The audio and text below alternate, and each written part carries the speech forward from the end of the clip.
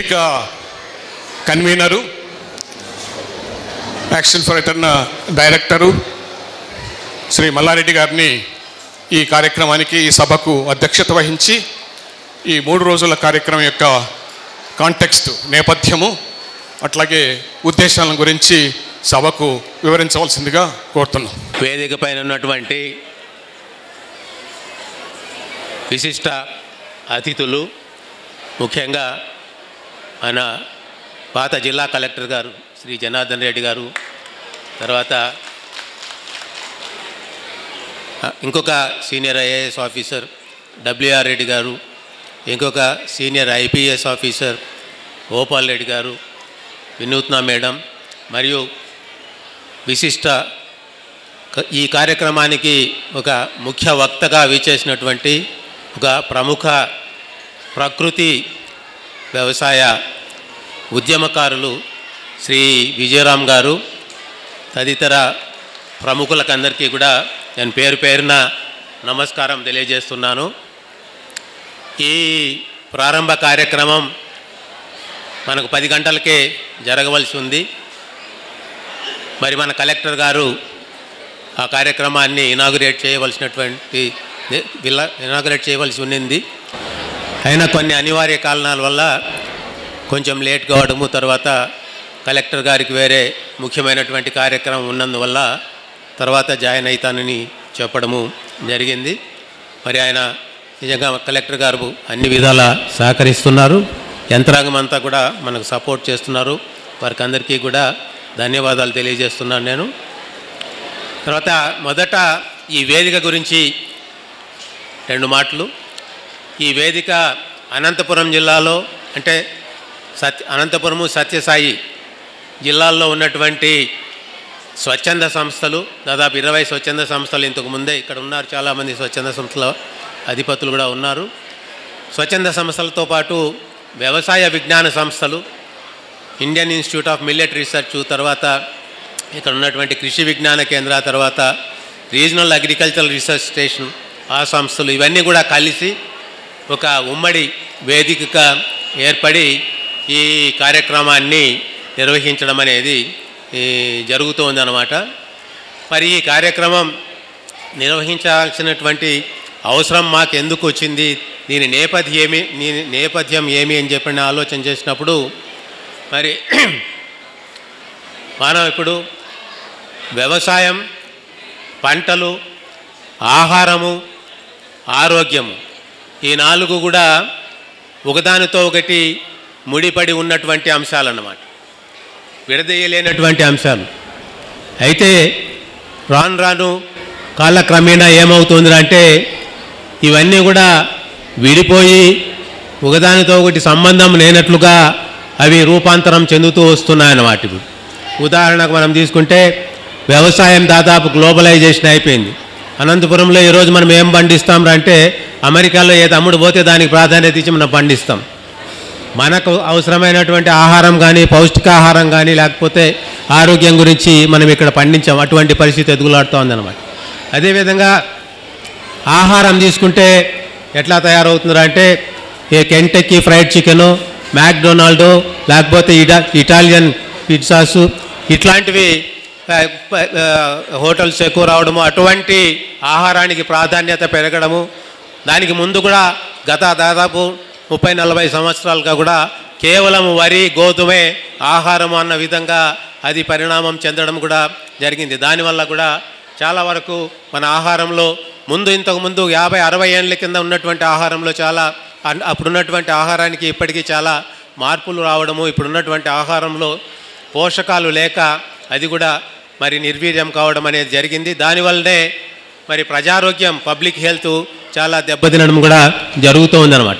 అంటే ఈ విధంగా ఎట్లా అవుతున్నారంటే దేనికది లాభదాయకంగా మార్చుకుంటూ రూపాంతరం చెందుతూ ముందుకు పోతున్నాయి. దానివల్లనే అనేక అనర్థాలు వస్తున్నాయి. వ్యవసాయం చాలా తీవ్ర సంక్షోభంలో ఉంది, న్యూట్రిషన్ చాలా సంక్షోభంలో ఉంది. అదేవిధంగా ప్రజా ఆరోగ్యం కూడా చాలా సంక్షోభంలో ఉన్నటువంటి పరిస్థితులు మనం చూస్తున్నాం.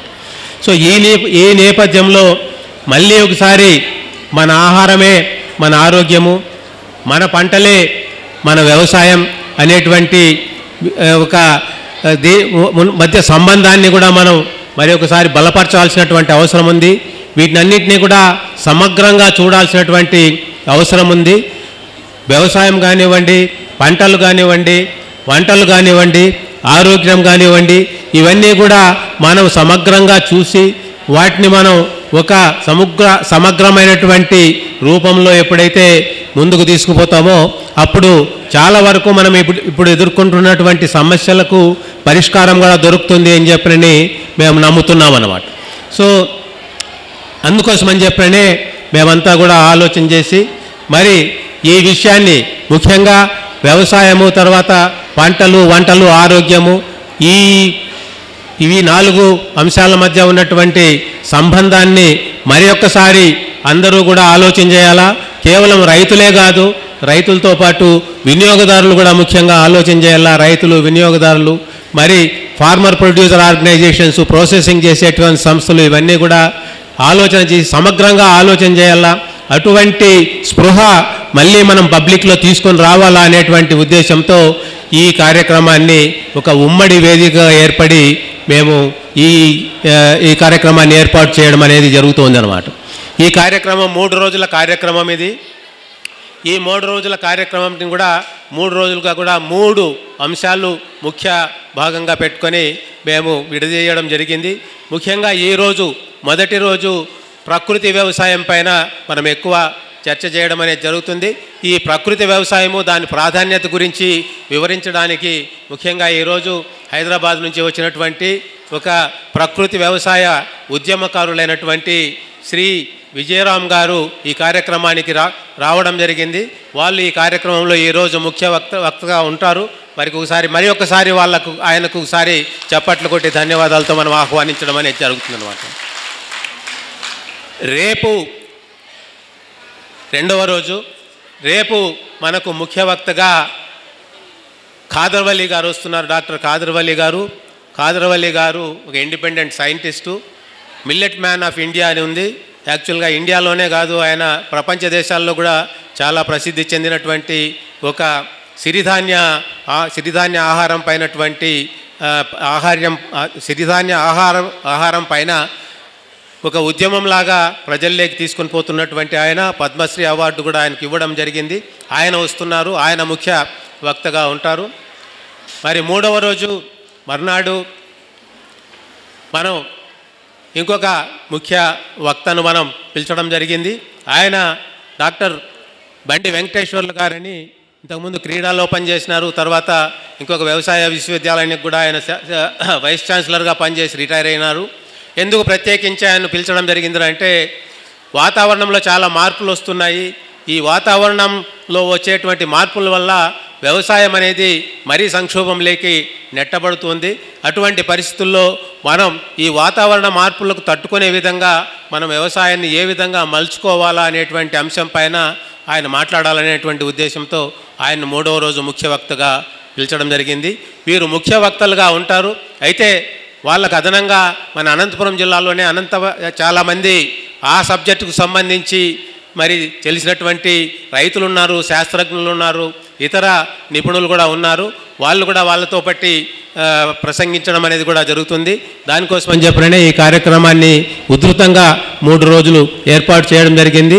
ఇక్కడ ఈ కార్యక్రమంలో భాగంగా ఇక్కడ వివిధ ఫార్మర్ ప్రొడ్యూసర్ ఆర్గనైజేషన్స్, రైతు ఉత్పత్తిదారుల సంస్థలు, వాళ్ళు ప్రాసెస్ చేస్తున్నటువంటి millets, pulse, oil seeds based, groundnut based అన్న ప్రోడక్ట్స్ కూడా ఇక్కడ డిస్ప్లే చేయడం అనేది కూడా జరుగుతుంది.